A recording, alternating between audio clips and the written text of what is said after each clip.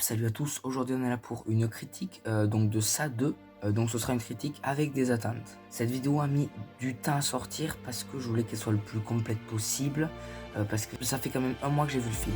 Il y a eu une seule attente et du coup je me demandais est-ce qu'on va connaître le passé de Ça et est-ce qu'on va savoir pourquoi est-ce qu'il devient un clown. Bon, du coup j'y reviendrai plus tard. Alors j'ai passé un bon moment devant le film mais je l'ai pas du tout aimé en fait. Enfin l'expression est un peu forte. Disons que j'ai largement préféré le premier opus. Les enfants, ils étaient beaucoup plus convaincants que les adultes. Le ton n'était pas le même, le film était plus stressant, là où celui-ci se contente de beaucoup de screamers. Après, bon, c'est un film d'horreur, c'est tout à fait normal donc qu'il y ait des screamers. Et justement, on peut noter que le premier film a déjoué le stéréotype du donc pour faire un bon film d'horreur, il faut forcément des screamers.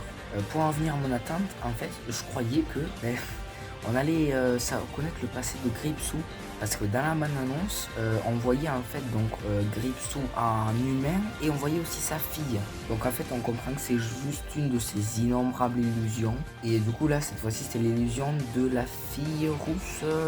Ça fait un mois que j'ai vu le film, donc je me souviens pas forcément du nom des personnages. Et donc justement là, ce petit passage, comme beaucoup de personnes, je l'ai pas trop aimé, là où donc les adultes doivent retrouver les artefacts. Donc pour finir, on va parler des deux morts les plus importantes du film.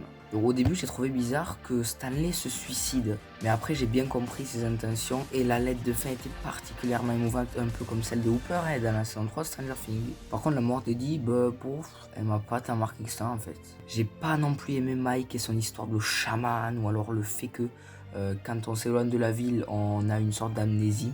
Pour les autres morts, en vrai, elles sont pas toutes utiles, mais il y en a certaines qui sont vraiment inattendues, ça, ouais, et déconcertantes. Déjà, le film commence avec la mort d'un homosexuel, et ça m'a fait mal au cœur. Pourquoi? Parce que, je sais pas, j'en ai discuté avec d'autres personnes, et c'était leur cas aussi. On avait tous pensé que Gripsou allait le sauver. Et en parlant de mort déconcertante, celle du petit garçon dans les miroirs à glace, elle était vraiment inattendue. Là, pour le coup, c'est le cas.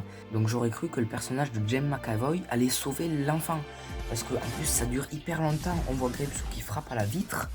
Et au dernier coup, moi, j'aurais pensé qu'il se ferait sauver l'enfant. Pas du tout. Et il se fait manger un petit peu comme Eddie là. Oh, avec ses dents. C'est vraiment dégueulasse. C'est pareil pour la petite fille aussi.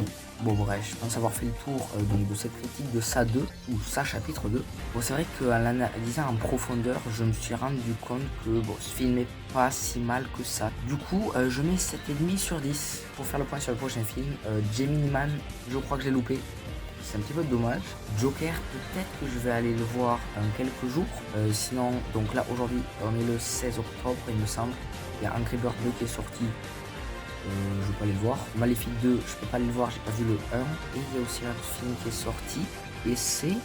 Eh ben j'ai oublié. Bon, ben ciao.